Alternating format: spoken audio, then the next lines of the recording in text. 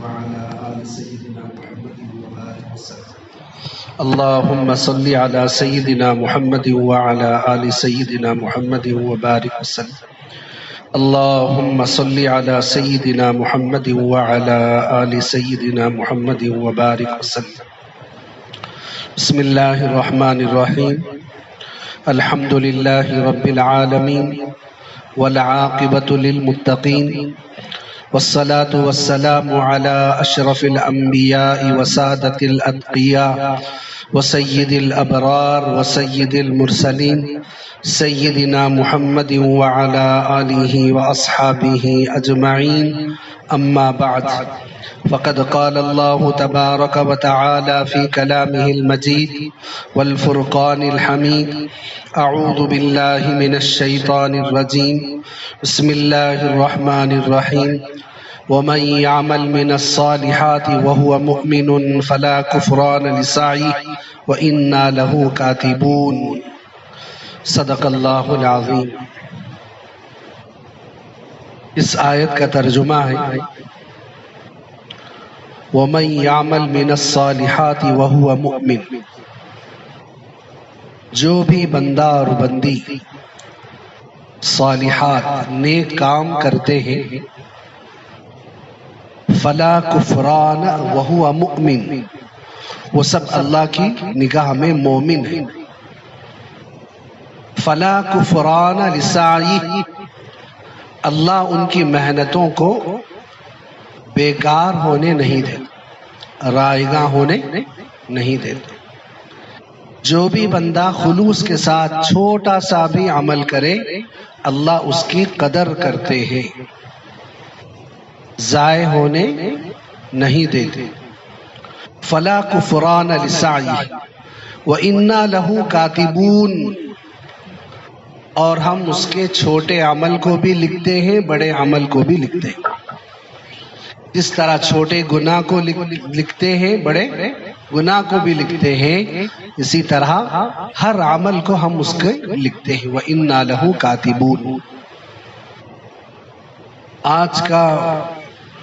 آج کی نشست کا ہمارا عنوان ہے تصوف اور سلوک کا مقصد. کیا مقصد ہے؟ تصوف کسے کہتے ہیں؟ سلوک کسے کہتے ہیں؟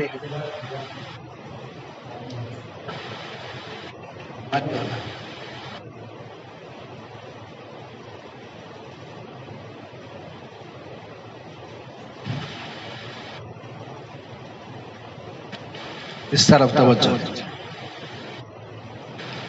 انسان جو بھی عمل کرتا ہے، ہم سب کا منشا یہ ہوتا ہے کہ بس اللہ راضی ہو جائے.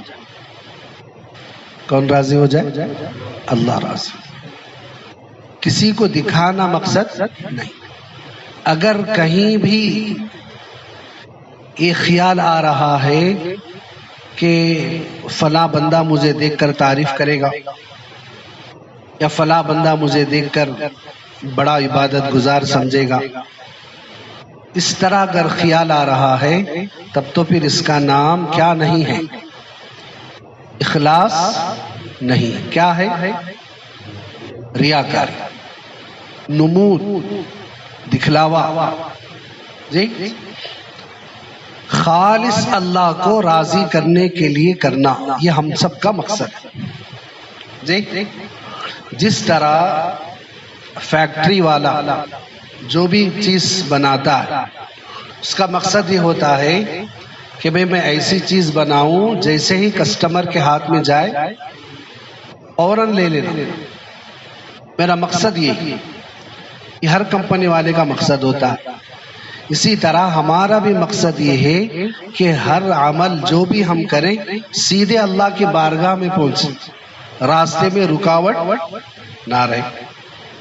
اب اپنے اصلی مقصد کی طرف آئیے. تصوف کا مقصد ہے انسان اپنے ظاہر اور باطن کی تعمیر کرنا. میرا ظاہر اور میرا باطن دونوں، میں جیسا باہر سے ہوں ویسا، یہ بڑا مقصد. دینداری کی ایکٹنگ ہم بہت کر سکتے ہیں جی، 2-2 4-4 گھنٹے اگر کسی محفل میں دیندار بن کر بیٹھ جاؤ بولے تو ہم کوشش کر سکتے ہیں 4 گھنٹے. کیا بولتے صاحب؟ کر سکتے نہیں کر سکتے. لیکن اللہ کو ایسی ایکٹنگ پسند ہے جی، اللہ کو حقیقت پسند ہے. اسی لیے آپ صلی اللہ علیہ وسلم کی مسنون دعاؤں میں سے ایک دعا ہے، اللہم اجعل سریرتی خیرا من علانیتی وجعل علانیتی صالحہ، او کما قال النبی صلی اللہ علیہ وسلم. اور سے سنیں، نیند چلی جاتی. اللہم اجعل سریرتی خیرا، اے اللہ میرے اندر کے باطن کو خیر بنا، اچھا بنا. اللہم اجعل سریرتی خیرا من علانیتی، یہ باہر سے جتنا میں دیندار دکھتا ہوں اندر سے مجھے اس سے بہتر بنا. اللہم اجعل سریرتی خیرا من علانیتی وجعل علانیتی صالحہ، اور میرے ظاہر کو بھی صالح بنا. جی ہمارا لباس وضاقتہ دیکھ کر جیمز بانڈ جی سپر مین یا اسپائڈر مین نظر نہ آئے، متقی پرہیزگار نظر آئے. اسی لیے شریعت نے کوئی لباس طے نہیں کیا. جس طرح کرتا پاجامہ پہن کر نماز پڑھنے سے نماز ہوتی ہے، اسی طرح پینٹ شرٹ پہن کر نماز پڑھنے سے بھی نماز ہوتی ہے. دونوں میں فرق نہیں ہے. لیکن یہ کہا گیا، ذہن بنایا گیا کہ اپنا لباس بھی ویسے ہی بناؤ جیسے نبی پہنا کرتے تھے، اپنی شکل کو ویسے ہی بناؤ جیسے نبی کی شکل تھی صلی اللہ علیہ وسلم. جی ایکٹر کرکٹر کی شکل کے جیسا. آج کل وہ کوئی یہ کرکٹر کا ایک بندہ داڑھی رکھا تھا جی، تھوڑی رکھ کے پھر نیچے دم کے جیسا چھوڑا. ایسا سب رکھ رہے، ہمارے مسلم لڑکے بھی رکھ رہے. داڑھی کسے کہتے ہیں؟ مکمل ایک مشت ہو تینوں جانب سے، ادھر سے ادھر سے ادھر سے، تینوں جانب سے مکمل ایک مشت ہو. ایک مشت سے پہلے کاٹنا، بعض لوگ خشخشی بھی رکھے یا کچھ اور دوسرا جملہ بھی بولی. ایک مشت سے پہلے کاٹنے کا گناہ، مکمل کلین شیو کرنے کا گناہ، دونوں برابر، دونوں برابر. اس لیے رکھ کر بھی نہ رکھے جیسا. اچھا داڑھی کس کے لیے رکھے بھائی؟ ارے بولی پھر ڈرنا کیوں؟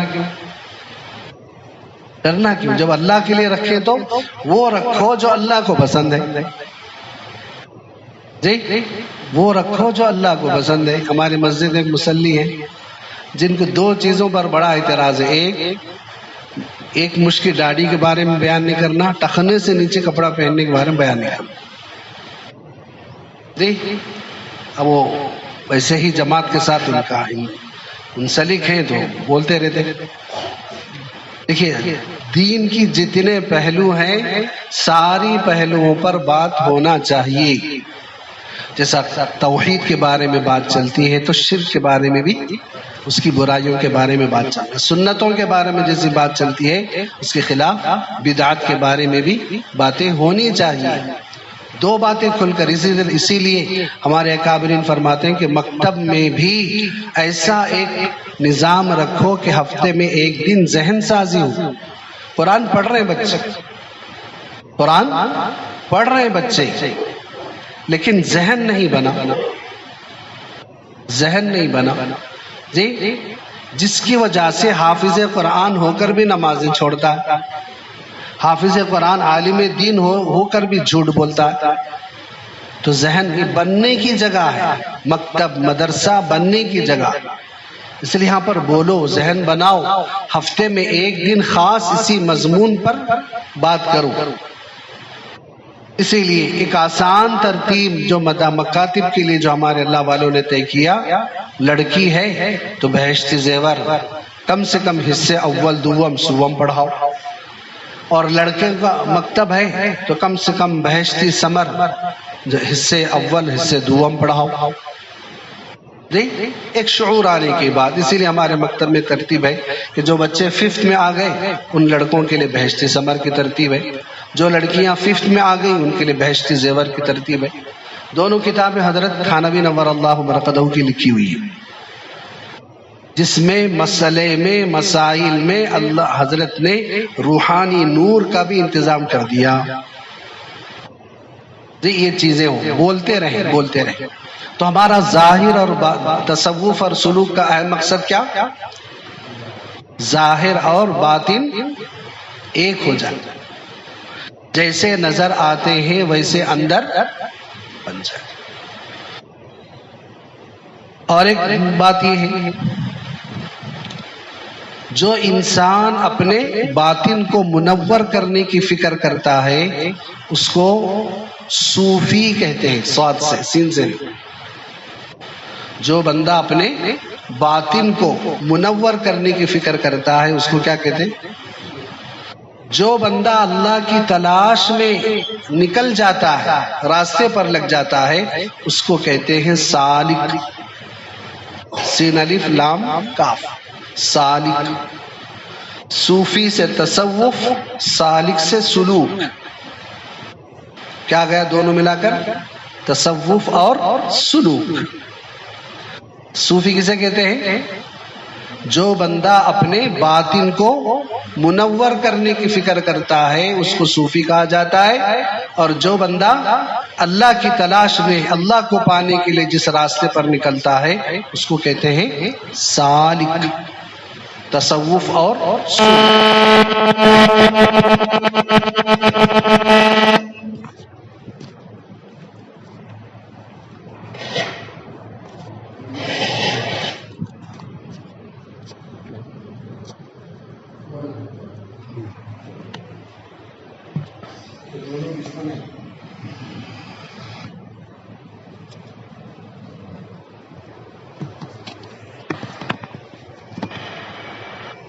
اچھا،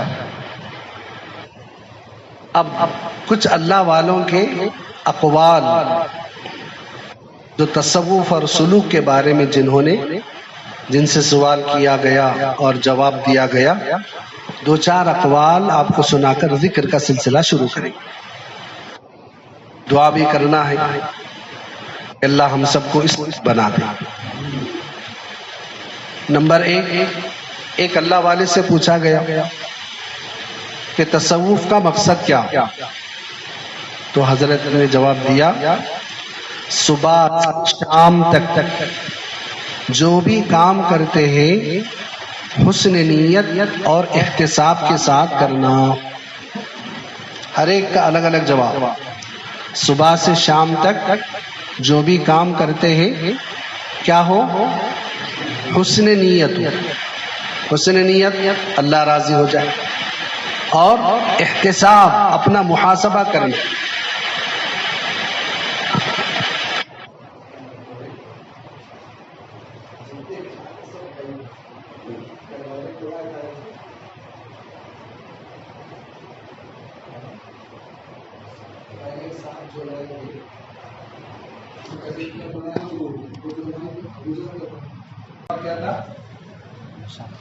صبح سے شام جتنے بھی لوگ کام کرتے ہیں اس میں کیا عمل کرے؟ حسن نیت ہو، دوسرا احتساب، مجھے اپنا حساب دینا ہے۔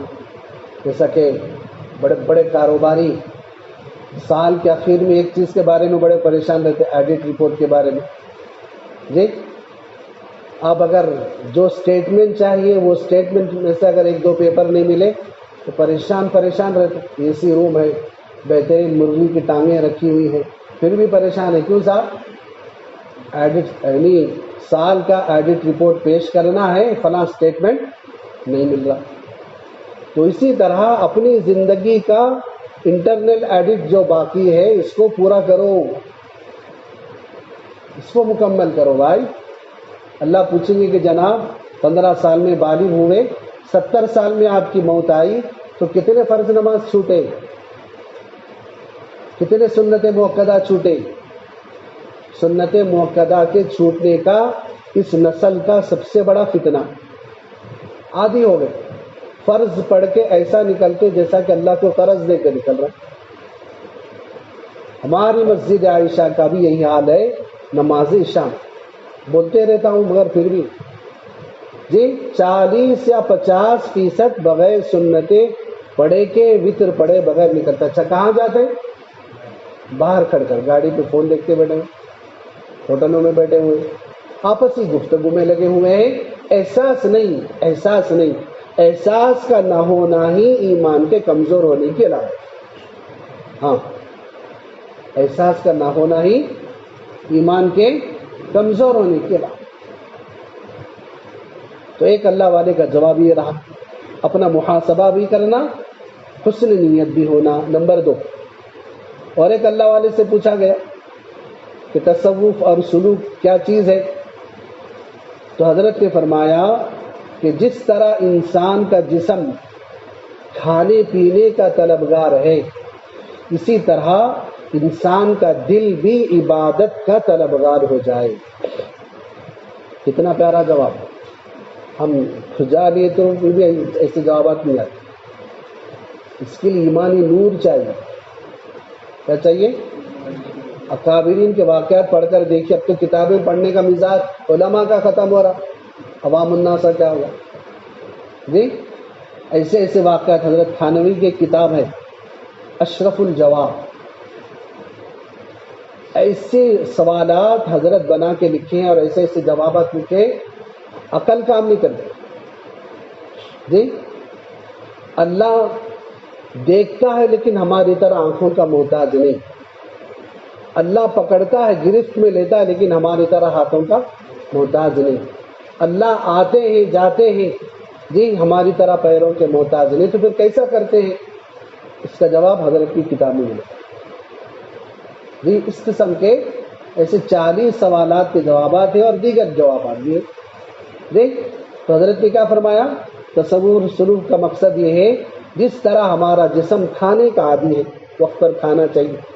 حضرت پیر صاحب تو فرماتے ہیں سب سے بہترین گھڑی انسان کا پیٹ، 8 گھنٹے کے بعد 8 گھنٹے پہلے 2 پلیٹ تہاری، 2 پلیٹ بریانی جی، پھر جو ہے کیا بھی کھایا تھا لیکن 8 گھنٹے کے بعد برابر بھوک لگتی۔ حضرت کیا فرماتے ہیں؟ سب سے بہترین گھڑی انسان کا پیٹ۔ ہم بولتے بھائی بہت کھا لیا، رات میں نہیں کھاتا، لیکن برابر 8 گھنٹے کے بعد بھوک لگتی۔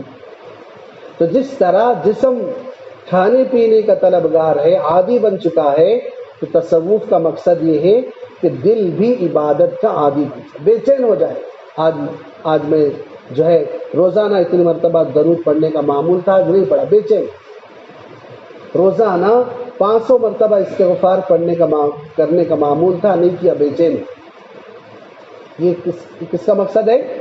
جس کے لیے آپ حضرات یہاں پر تشریف لائے۔ جسم تو عادی ہو گیا، اب بنانا کس کو ہے؟ دل کو بنانا۔ اچھا نمبر 3، کیا بات ہے بھائی، آج نیند بہت آ رہی ساتھیوں، چائے کا انتظام کریں گے۔ نمبر 3، ایک اللہ والے سے پوچھا گیا کہ یہ تصوف اور سلوک کسے کہتے ہیں؟ تو حضرت نے جواب دیا کہ ہمارے اندر اصلیت پیدا ہو جائے۔ کیا پیدا ہو جائے؟ دل ہے لیکن اصلی دل بنائے جی۔ تو مثال دیا حضرت نے کہ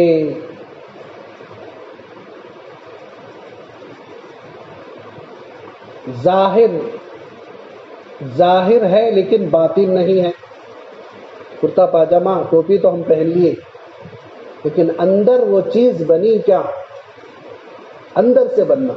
اسی لیے میں ہمیشہ مثال دیتا ہوں، ایک ہندو غیر مسلم کرتا پاجامہ پہن لیا، ٹوپی بھی پہن لیا، داڑھی بھی رکھا اور 2 ہاتھوں میں 2 تسبیحات بھی ہیں، کدھر ہے مسلمان بنا؟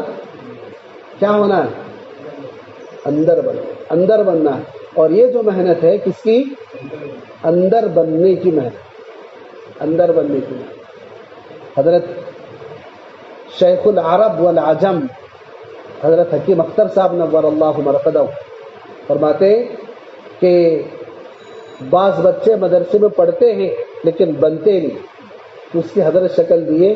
ایک صاحب شامی کباب بنا رہے، 20 عدد بنائے جی، خیمے کو کوٹ کے اگر ہاتھ میں کرتے نا شکل بناتے، بنانے کے بعد کیا کرتے؟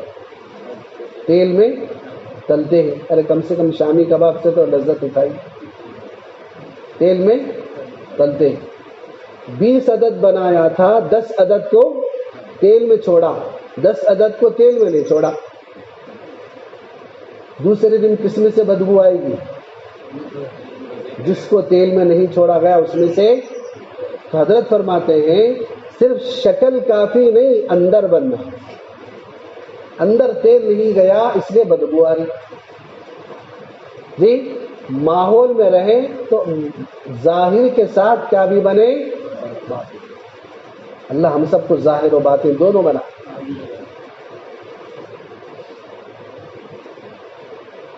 اور ایک اللہ والے سے پوچھا گیا کہ تصوف اور سلوک کا مقصد کیا ہے؟ حضرت نے فرمایا یقین پکا ہو جائے. یہ کتنے پیارے جوابات. یقین پکا ہو جائے. آخرت کا عقیدہ تو ہے لیکن یقین نہیں. جس کی وجہ سے نماز چھوٹ رہی، جس کی وجہ سے نماز چھوٹ رہی. ایک لڑکے نے ایک لڑکی کو کئی دنوں سے پیچھا کر رہا تھا. ایک دن موقع ملا بات کرنے کا، اس سے کہا مجھے تم سے بہت محبت ہو گئی. تو لڑکی نے جواب دیا میرے اندر بھی تم سے زیادہ محبت ہے، لیکن میں آخرت کے بارے میں فکر مند ہوں کہ کہیں اللہ آخرت میں مجھے صرف اس وجہ سے رسوا اور ذلیل نہ کر دے. رسوا، اور بولنے کا انداز اتنا اچھا تھا کہ اللہ نے جو بات اس کی زبان سے نکالی اس کے دل میں اتار دی، جس کی وجہ سے وہ بندہ توبہ اور استغفار کیا. آج ہمارے شہر گلبرگہ میں میرا اندازہ یہ ہے، ہو سکتا ہے صحیح بھی ہے، نظریات ہے، نظریات کا اختلاف ہر ایک سے ہو سکتا ہے. میرا اندازہ یہ ہے کہ دن میں کم سے کم 200 سے 250 بچیوں کی عزتیں لٹتی ہیں، جس میں سے کچھ زنا بالجبر بھی ہے اور جس میں سے کچھ زنا بالرضا بھی ہے. آج کل زنا بالرضا کی تعداد بڑھتی جا رہی، زنا بالرضا کی تعداد. ایک شہر کا یہ اندازہ لگائی، یو پی کا تو پوچھیے مت، مشہور ہو گیا یو پی جی. دہلی تو ہے لیکن کیا کسی نے کہا دلی تو ہے لیکن دل ہی نہیں ہے جی. دہلی کو دلی کہہ کر دلی تو ہے لیکن کیا نہیں ہے؟ دل. وہ دل نہیں ہے جو دل اللہ کے نام سے کانپتا ہے، جانوروں کے جیسا. تو حضرت نے کیا فرمایا؟ یقین پکا ہو جائے تو اسی کا نام ہے تصوف اور سلوک. آخری دو بزرگ کے بعد باقی سن لیجئے.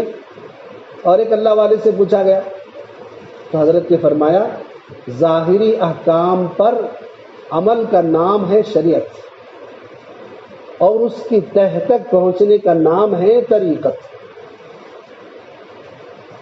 نماز کے لیے کیا پاک ہونا ہے؟ جسم بھی پاک ہو، کپڑے بھی. نماز کے لیے جسم اور کپڑے کا پاک ہونا شریعت ہے، لیکن نماز میں دل غیر اللہ سے پاک ہونا طریقت. کتنا عمدہ جواب جی. نماز کے لیے وضو کرنا شریعت ہے، لیکن اپنے باطن کو آنسوؤں سے اپنے باطن کو دھونا، دل کو دھونا، یہ طریقت.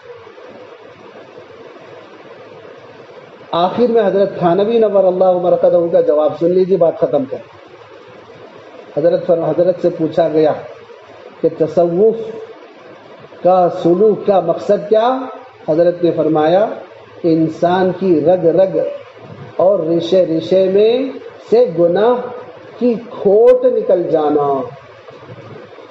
گناہ کی سونا ہے نا سونا، ارے سونا سنار آگ میں کہیں کو ڈالتا؟ اندر سے میل نکالنے کی وجہ سے. جب میل نکالنے کے بعد سونا کیا بنتا؟ کھرا بنتا. کھوٹ جو تھا وہ کیا بنتا؟ بخاری میں، چونکہ بخاری پڑھانے کا الحمدللہ یہ 15واں سال ہے ہمارا، تو اس میں ایک سوال کیا گیا، جہنم کا تذکرہ تھا. کیا مومن جو بدعمالیوں کی وجہ سے جہنم میں جو ڈالا جاتا ہے، تو کہیں جہنم کی آگ میں جلتے جلتے اس کا ایمان تو ختم نہیں ہو جاتا؟ جہنم میں جلتے جلتے اس کا ایمان تو ختم نہیں ہو جاتا؟ تو امام بخاری کے شاگردوں میں سے ایک نے جواب دیا کہ آگ لگی تھی، ٹھنڈا پانی لے جا کر ڈال دی تو کیا ہوگا؟ آگ بجھ جائے. ٹھنڈا پانی نہیں تھا، چولہے پر پانی کھول رہا تھا.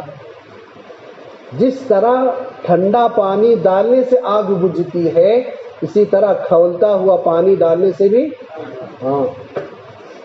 یعنی جلنے سے کیا ختم نہیں ہوتا؟ پانی کی تاثیر. اسی طرح مومن اپنے بدعمالیوں کی وجہ سے جہنم میں جائے، تب بھی جہنم کی بھٹی میں جلنے کی وجہ سے کیا ختم نہیں ہوتی؟ ایمان کی تاثیر ختم. بس اللہ رب العزت سے دعا کہ اللہ تعالیٰ جتنی باتیں تصوف اور سلوک کے متعلق جو کہی گئی، اللہ ہم سب کو ان تمام باتوں پر کھرے اترنے کی توفیق عطا فرمائے.